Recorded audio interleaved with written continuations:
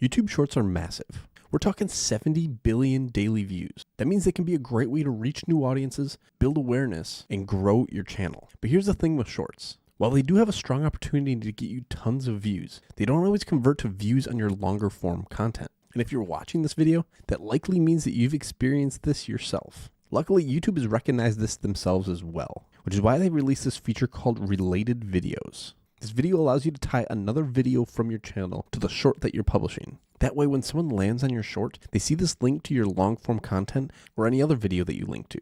This massively reduces the steps needed and knocks down that barrier of getting people from your short-form content to your long-form content. So how do you use it? First thing you're going to want to do is head over to your account and go to YouTube Studio. Next, click on Content and choose Shorts. From there, scroll to the video that you want to add a related video to and edit that short. Then on the right-hand side here, there's a section for related video. Click on that, then scroll and find or search the video that you want to link to that short. So now that that video is linked, we'll click Save. And now when viewers land on that short, they're going to see this link right here that takes you directly to that long-form content. This little-known feature can be a goldmine to driving traffic from your shorts to your long-form content. It keeps viewers on your channel longer, boosts engagement, and can even improve the monetization potential of your channel. Now here are just a quick few tips to maximize impact of this related video feature. First, choose videos that are highly relevant to the shorts topic. Using a tool like Minvo allows you to pull clips from your long-form content that you can then publish as shorts. These clips will provide value for your viewers,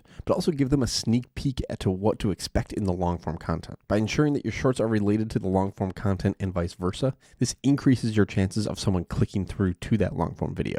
Second, use clear calls to action. Something like watch the full podcast episode here, or click this video for 3 more tips to maximize your content's potential. These types of calls to action encourage viewers to stop scrolling and actually go deeper into the content that you have. And once again, if you're using a tool like Minvo, you can cut the clips from your long form content. But then Minvo actually allows you to add your own ending or outro to the video.